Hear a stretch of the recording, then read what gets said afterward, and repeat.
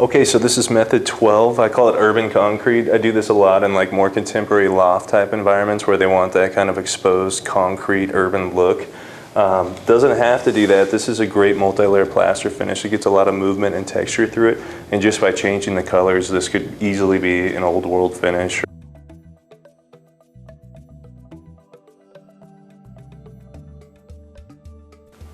Okay, to start with this method, the first step is we're going to put on some sandstone. Sandstone texture is manufactured by Faux, and we're going to be rolling it on in this case, and it comes pretty thick. It's meant, you can trowel it, you can roll it, you can brush it, but the first thing I'm going to do, and what I've done here, is mixed about 20% water, so you can just take it out of the bucket into a new bucket. It gives you a little more room, throw some water in there, and then drill it, and you'll get this nice thinner consistency that you can pick up with a roller. So I'm just going to load up my tray, and then we'll start rolling out our finish. Okay, so I've got my sandstone in this tray. I'm using a 3/8 inch nap roller, and it takes a second to get the sandstone loaded on there, but it'll pick it up and then you're ready to go. Now, you know, this represents my wall. I've got it taped off, so in a real working environment, I just take a chip brush and like paint, just paint in all my edges, and then I can start rolling. Sandstone, when you water it down, it's like a paint, but it's got like this kind of aggregate to it. And what's nice about it is it works as a really good basis for doing like kind of rustic organic troweled finishes, because that aggregate's going to prevent me from being able to trowel anything consistently over the wall. So it's a good place to start. Now when I roll this on, because I'm doing something organic, I want to keep all my tracks vertical. I don't want to go randomly around, because in nature a lot of things erode vertically. And I don't want to start in the same place every time, because this aggregate, where the first place the roller hits the wall, it's going to go on the thickest. So if I'm consistently hitting the same spot as I work across my space, I'm going to get like this heavy area and then light areas. So you want to randomly kind of hop around your wall surface, so you have thick and thin areas just nice and randomly around the wall. So we'll just cover the whole surface with one good coat of this. So you want full coverage.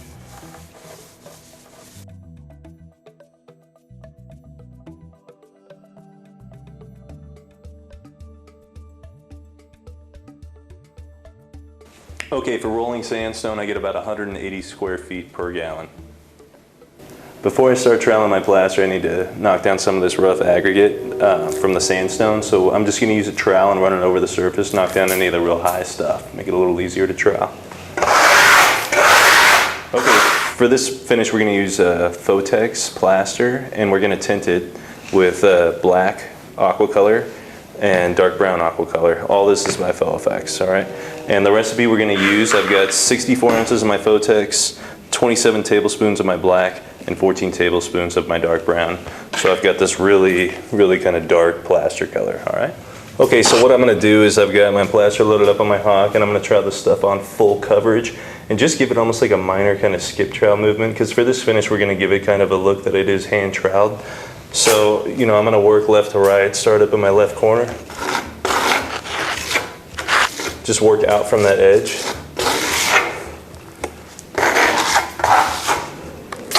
And what I can do is I'm just going to throw a bunch of mud on that I can go back and kind of work it instead of trying to get every stroke perfect in one stroke.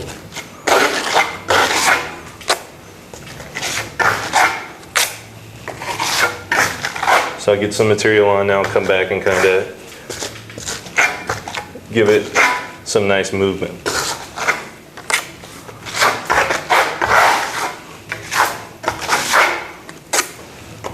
And I'm really kind of varying the thickness as I'm going to, you know, I'm just kind of going in and out of thick and thin, because we're going to skim some more coats over the top of this, so we want them to have a little variation too.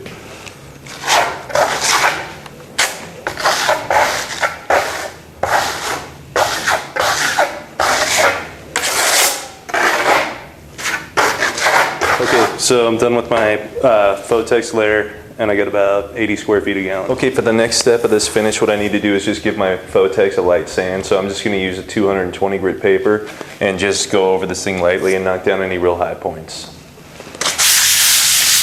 Okay, so now that I have my board sanded, we're going to go ahead and apply a coat of Moonstone Gray Venetian-Plaster by Faux.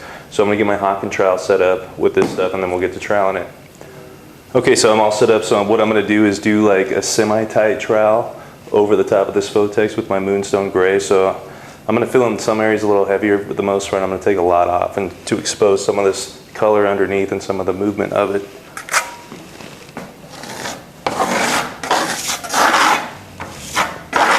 And like always, I'm going to work left to right because I'm right-handed. Start in the upper hand corner and move across. And I can leave some pitting, like some areas totally exposed, so I don't need 100% coverage.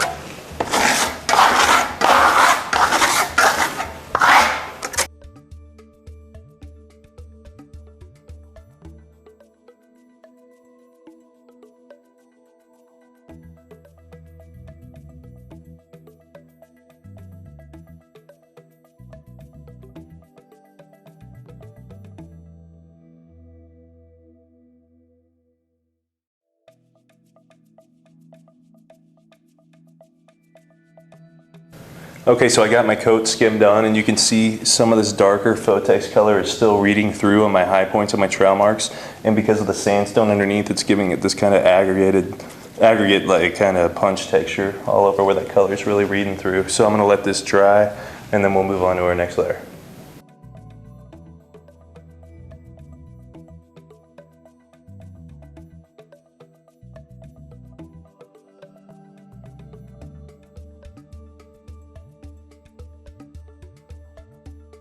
Okay, now that this is dry, my moonstone's nice and set up, I just need to take some 220 grit sandpaper and give it a light sand.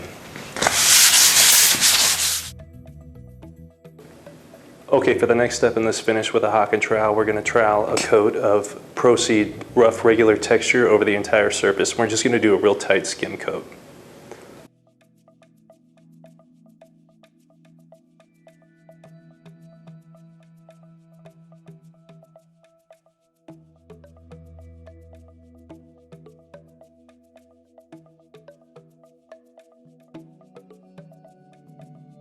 Okay, so you can see how tight I skimmed that on just to highlight a little bit of the texture where you're seeing this kind of whiter tone, and it's still drying, so that's going to tone back a little more too. And then it really highlights that faux text, that real dark color underneath. Just gives it kind of a nice like urban clean concrete kind of look.